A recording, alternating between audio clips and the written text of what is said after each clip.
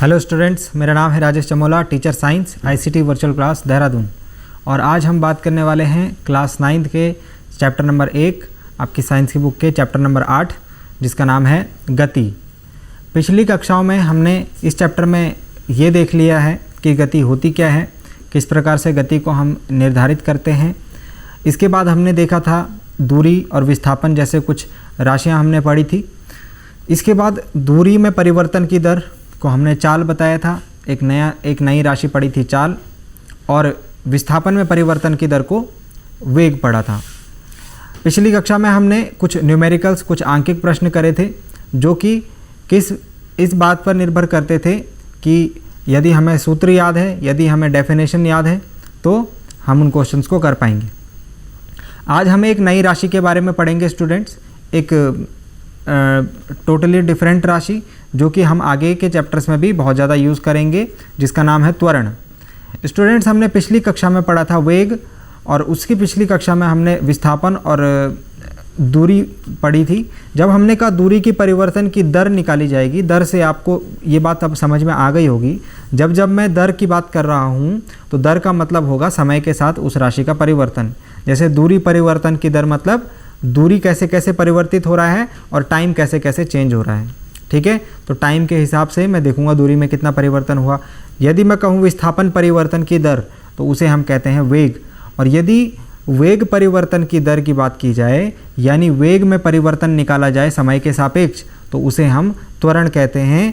त्वरण एक सदिश राशि है क्योंकि वेग में परिवर्तन की दर को डिनोट करता है और वेग भी एक सदिश राशि है। त्वरण का मात्रक मीटर प्रति सेकंड स्क्वायर होता है। इसको हम कैसे फाइंड आउट करेंगे, कैसे पता लगाएंगे कि कोई वस्तु किस प्रकार से त्वरित हो रही है, इन सभी बातों को हम देखते हैं। तो आज हमें जो राशि पढ़नी है उसका नाम है त्वरण, यानी एक्सेलरेशन।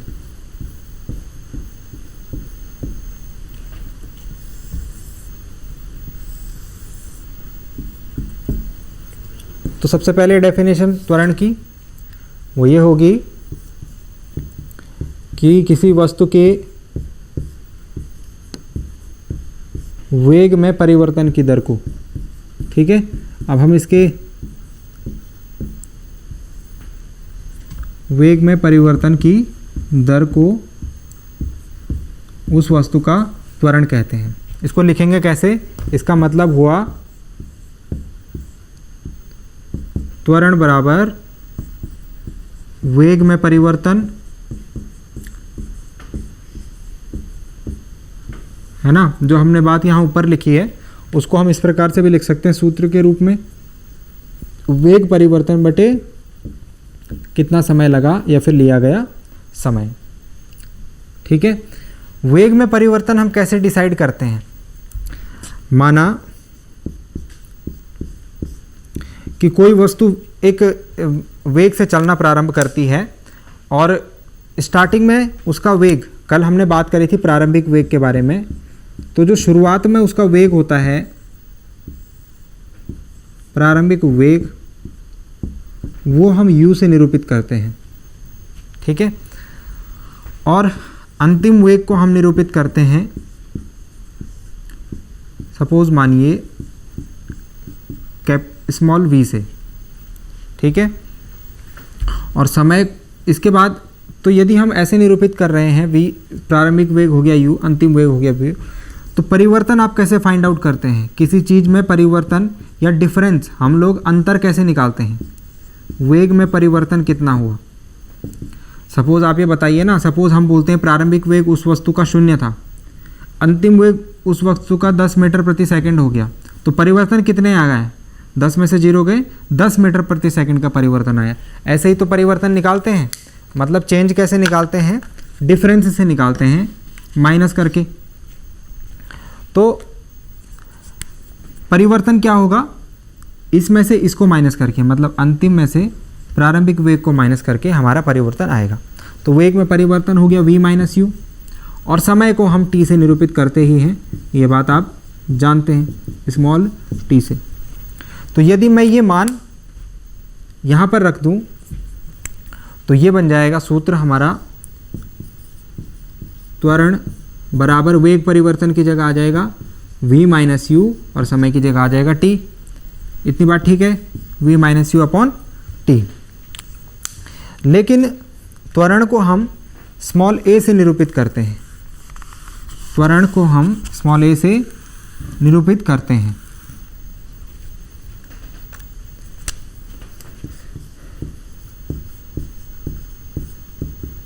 इसे स्मॉल a द्वारा निरूपित करते हैं।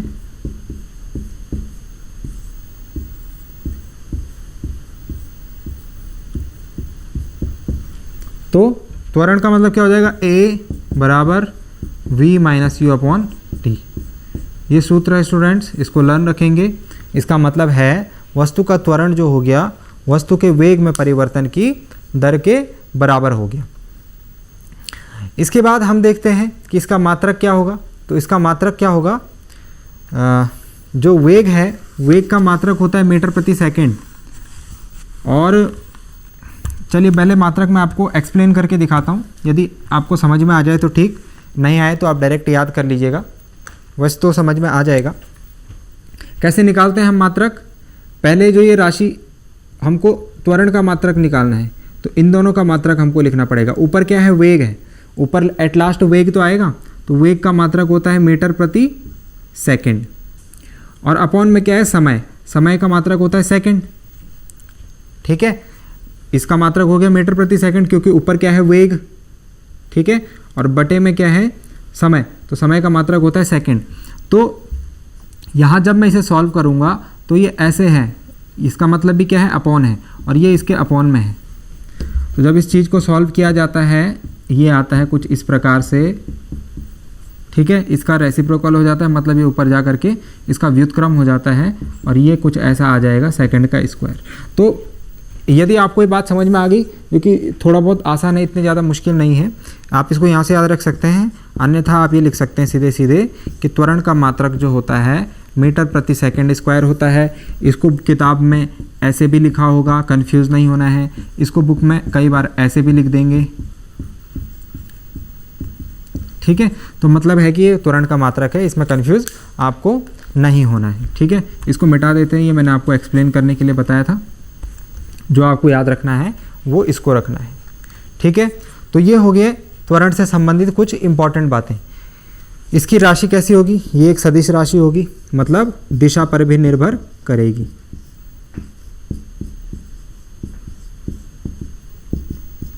तो इतनी चीज़ें आपको त्वरण के बारे में याद रखनी है। अब इसके बाद हमने बात करी थी कि कई बार जो गति होगी वो एक समान रूप से नहीं हो रही होगी, है ना, और कई बार गति एक समान रूप से हो रही होगी। तो उस स्थिति में त्वरण भी हमारे पास दो प्रकार का हो जाएगा। मतलब त्वरण किस पर निर्भर करता है, वेग पर। तो मैं ये कह लेता हूँ कि यदि कोई वस्तु एक समान वेग से चल रही हो, यानी उसकी विस्थापन में परिवर्तन की दर, यहाँ पर हम कहेंगे क्योंकि त्वरण वेग पर निर्भर है, तो मैं ये कहूँ कि यदि वस्तु के वेग में परिवर्तन समान रूप से हो रहा हो, पहले जीरो पे है, वस्तु का वेग 0 पे है, फिर 1 सेकंड बाद 5 मीटर प्रति सेकंड, फिर उसके 1 सेकंड बाद 10 मीटर प्रति सेकंड, उसके 1 सेकंड बाद 15 मीटर प्रति सेकंड। तो आप देख रहे हैं 5-5 मीटर प्रति सेकंड का जो एक समान रूप से परिवर्तित हो रहा है, तो ये एक समान वेग हो गया। जब वस्तु का वेग एक समान होगा तो उसका त्वरण क्या होगा, एक समान त्वरण होगा। उसके त्वरण को हम कहेंगे एक समान त्वरण।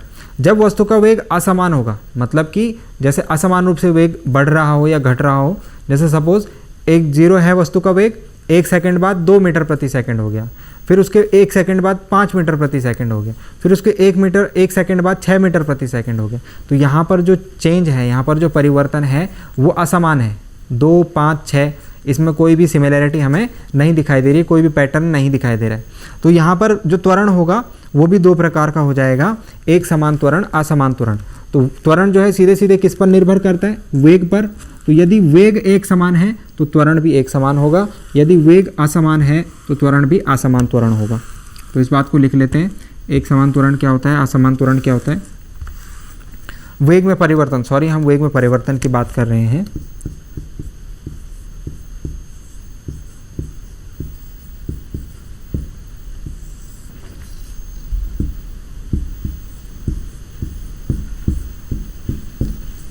एक समान त्वरण।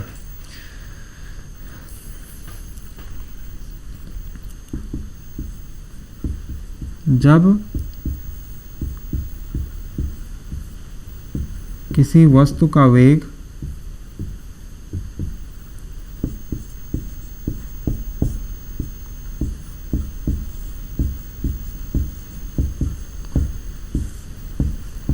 एक समान रूप से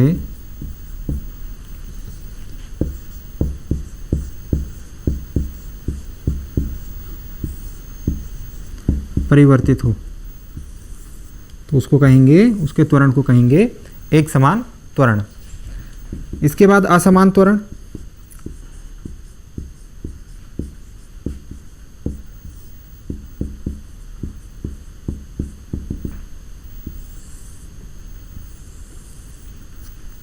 असमान त्वरण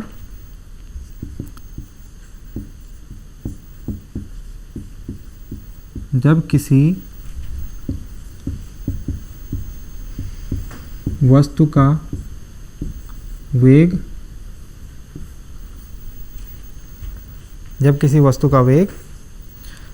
असमान रूप से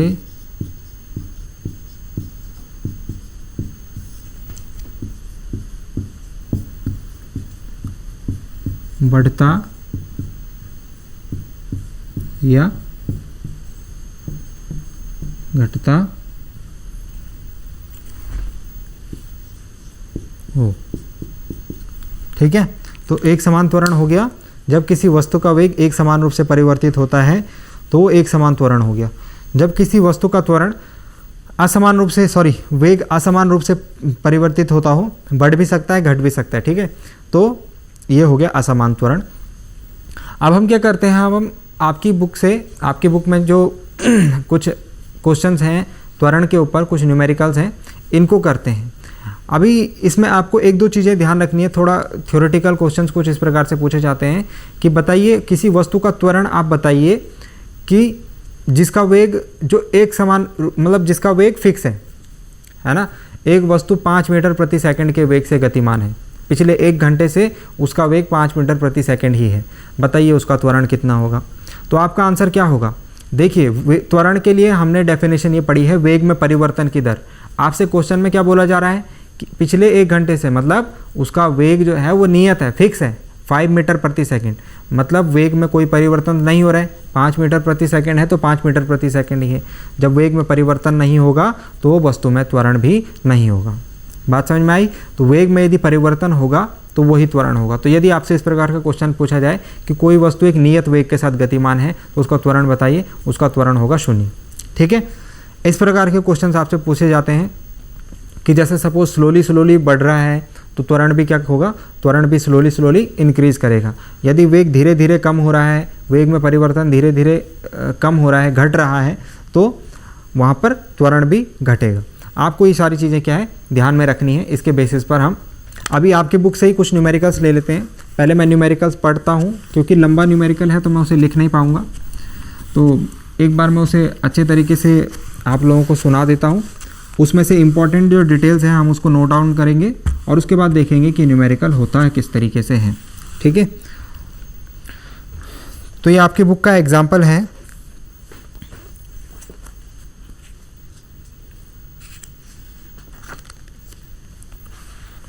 एग्जाम्पल नंबर 8.4। एग्जाम्पल नंबर 8.4 है, विरामा अवस्था से राहुल अपनी साइकिल को चलाना शुरू करता है और 30 सेकंड में 6 मीटर प्रति सेकंड का वेग प्राप्त करता है। वह इस प्रकार से ब्रेक लगाता है कि साइकिल का वेग अगले 5 सेकंड में कम होकर 4 मीटर प्रति सेकंड हो जाता है। दोनों स्थितियों में साइकिल के त्वरण की गणना करें। 2 कंडीशन है स्टूडेंट्स यहाँ पर। एक बार तो वो विरामा अवस्था से अपनी साइकिल को चलाना स्टार्ट करता है और 30 सेकंड में 6 मीटर प्रति सेकंड का वेग प्राप्त करता है। एक सिचुएशन ये हो गई, यहाँ पर हमको त्वरण निकालना है। दूसरी कंडीशन क्या हुई, उसने ब्रेक लगाई और ब्रेक लगाने के बाद 5 सेकंड में साइकिल का जो वेग है वो 4 मीटर प्रति सेकंड हो गया, कम हो गया मतलब। तो दूसरे केस में हमको फिर से त्वरण फाइंड आउट करना है। तो क्वेश्चन हमने पढ़ लिया, समझ लिया, इसको नोट डाउन कैसे करेंगे। देखो क्वेश्चन में आप जो नंबर्स होते हैं, आप नंबर्स के ऊपर फोकस करते हैं, लेकिन नंबर से ज़्यादा जो है आपको क्वेश्चन की लैंग्वेज समझनी चाहिए। क्वेश्चन में एक वर्ड लिखा हुआ है विरामा अवस्था। आप जब नोट डाउन करोगे तो आप इस विरामावस्था को स्किप कर दोगे, क्योंकि कोई संख्या नहीं है ना। 5 सेकंड लिखा हुआ है, 3 मीटर प्रति सेकंड लिखा हुआ है, आप उसको नोट डाउन कर लोगे, लेकिन ये विरामावस्था को आप छोड़ दोगे। लेकिन आपको ध्यान रखना है, गति से संबंधित न्यूमेरिकल करने में ये विरामावस्था एक बहुत बड़ा डेटा है। विरामावस्था का मतलब होता है स्टूडेंट्स कि जब वस्तु विराम की अवस्था में हो, मतलब रेस्ट पोजिशन में हो, मतलब स्थिर हो। तो जब वस्तु स्थिर होगी तो उसका जो वेग होता है, या फिर उसे प्रारंभिक वेग कहें, वो हमेशा शून्य होता है। ये बात ध्यान रहेगी कि जब वस्तु विरामा अवस्था में होती है तो हमको सीधे सीधे एक मतलब समझ लेना है कि प्रारंभिक वेग बराबर, प्रारंभिक वेग को हम u से निरूपित करते हैं, ये शून्य है। क्यों शून्य है? क्योंकि बॉडी रेस्ट में है, बॉडी में दूरी परिवर्तन विस्थापन कुछ भी नहीं है, तो इसीलिए उसका वेग क्या होगा? शून्य होगा। प्रारंभिक वेग u = 0। ये डेटा आप स्किप ना कर दो, तो इसीलिए इसको ध्यान रखना कि विरामावस्था जिस भी क्वेश्चन में लिखा रहेगा आपको उसमें प्रारंभिक वेग u = 0 लिखना है। इसके बाद राहुल ने साइकिल को चलाना शुरू किया, टाइम लगा, समय लगा 30 सेकंड का। 30 सेकंड में जो साइकिल का वेग था वो 6 मीटर प्रति सेकंड हो गया, मतलब अंतिम वेग। अंतिम वेग को हम v से निरूपित करते हैं, वो हो गया 3 मीटर प्रति सेकंड, सॉरी 6 मीटर प्रति सेकंड। ठीक है, अब हमें क्या करना है? पहले इस केस में त्वरण की गणना करते हैं।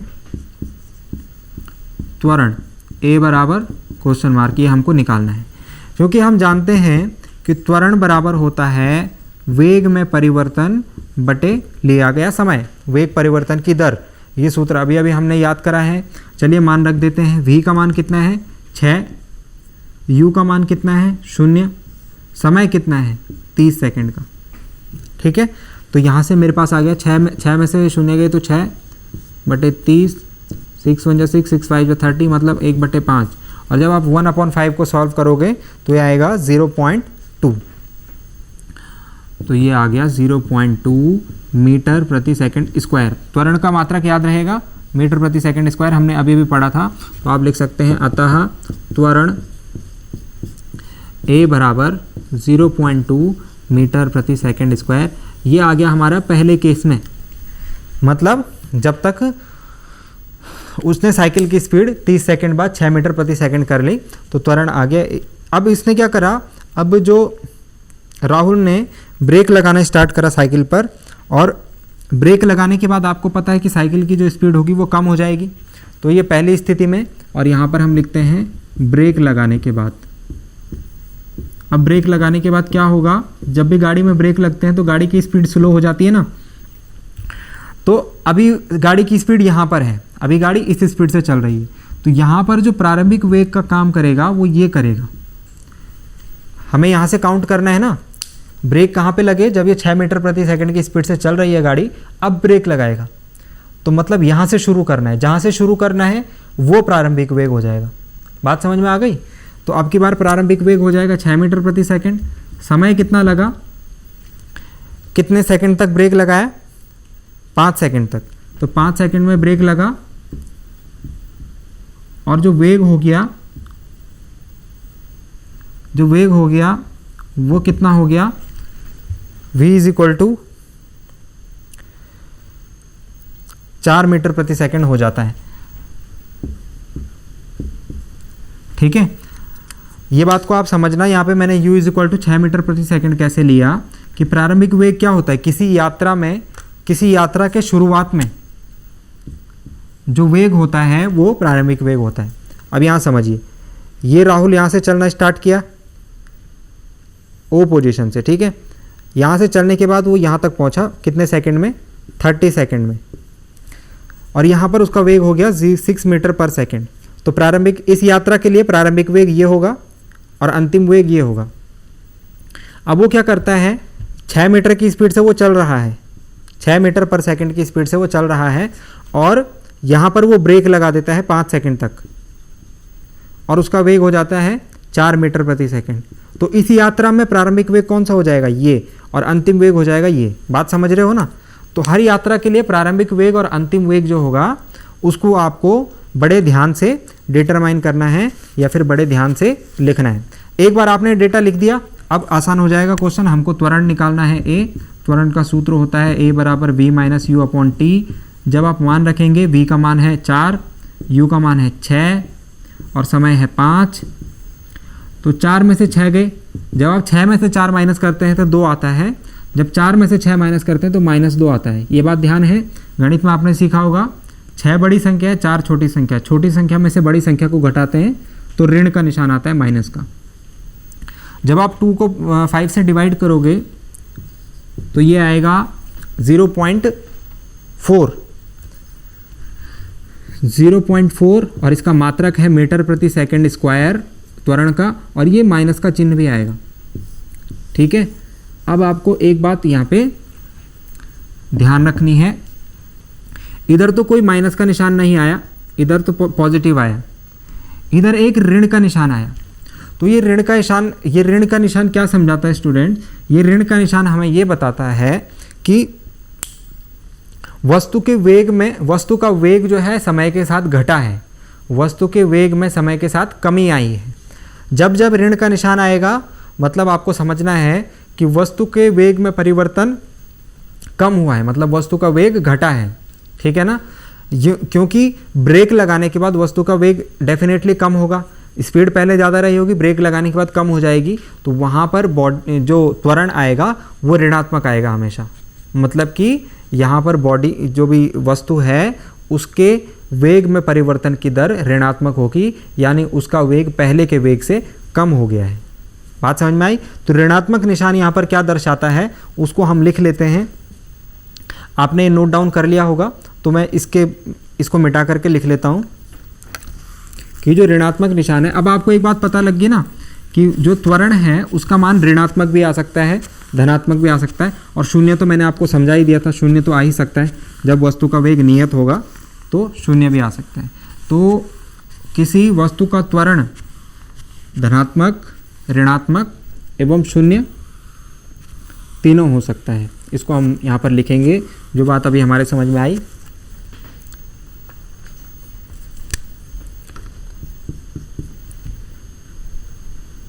यह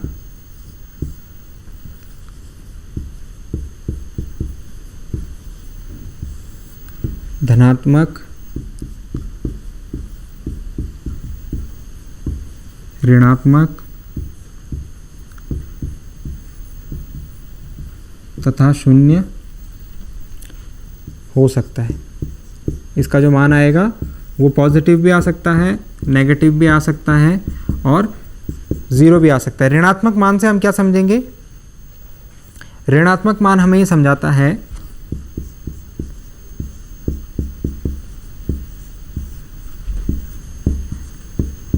यह प्रदर्शित करता है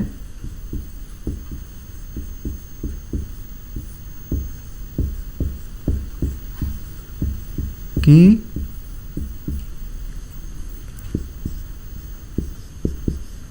वस्तु के वेग में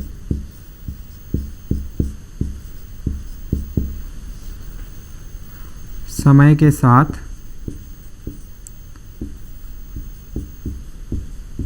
कमी आई है या फिर वस्तु का वेग घटा है। ठीक है, इसे आप अपने वर्ड्स में कैसे भी लिख सकते हैं, जस्ट फॉर अंडरस्टैंड, इसको समझने के लिए। तो उम्मीद करता हूं कि ये न्यूमेरिकल जो अभी हमने बताया ये आपके समझ में आया होगा। एक और क्वेश्चन आपकी बुक से कर लेते हैं, जो कि छोटा सा ही क्वेश्चन है। क्वेश्चन में पहले पढ़ लेता हूं आपके लिए। एक बस की गति 5 सेकंड में 80 किलोमीटर प्रति घंटे से घटकर 60 किलोमीटर प्रति घंटे हो जाती है। बस का त्वरण ज्ञात कीजिए। तो सिंपल सा क्वेश्चन है। यहाँ पर जो डेटा हमको क्वेश्चन से मिला है उसको लिख लेता हूँ। तो क्वेश्चन है, क्वेश्चन में गिवन है हमारे पास कि बस जो स्टार्टिंग वेग से चल रही है, प्रारंभिक वेग जो है बस का वो है 80 किलोमीटर प्रति घंटे का, और अंतिम वेग यानी बाद में वेग कितना हो जाता है 60 किलोमीटर प्रति घंटे का। तो आप देख रहे हैं यहाँ पर वेग में जो है कमी आ रही है, मतलब पहले ज़्यादा वेग है बाद में कम है, तो त्वरण इसका ऋणात्मक आएगा ही आएगा। इसके बाद समय देखते हैं, तो जो समय लगा है इस वेग को कम करने में वो है 5 सेकंड। अब आपको यहाँ पर एक बात ध्यान देनी है, जो समय है वो सेकंड में है, यहाँ पर आवर्स में है, मतलब यहाँ पर घंटे में समय है और यहाँ पर सेकंड में है। तो हमें इसको जो है एक जैसा बनाना होगा। तो मैंने पिछली क्लास में आपको बताया था कि किलोमीटर प्रति घंटे को मीटर प्रति सेकंड में कन्वर्ट करने के लिए आप उसमें कितने से गुणा करते हैं। तो किलोमीटर के लिए हम 1000 से मल्टीप्लाई कर देंगे और आवर के लिए हम 3600 से गुणा कर देंगे। तो जब ये 2 0 कट जाएंगे तो मतलब 5/18 से आपको गुणा करनी होती है। तो 80 में यदि मैं 5/18 से गुणा करूँगा तो ये कुछ इस तरीके से हो जाएगा, 2 9 18, 2 40 ये हो जाएगा 4 5 20, 200/9 मीटर पर सेकंड। तो आपको किलोमीटर प्रति घंटे को मीटर प्रति सेकंड में कन्वर्ट करना बहुत ज़रूरी है। इस हिसाब से यहाँ पर भी देखेंगे 60/5 60 × 5/18, 2 9 18 30, तो ये हो जाएगा 150/9 मीटर पर सेकंड। अब यदि वेग में परिवर्तन निकाला जाए,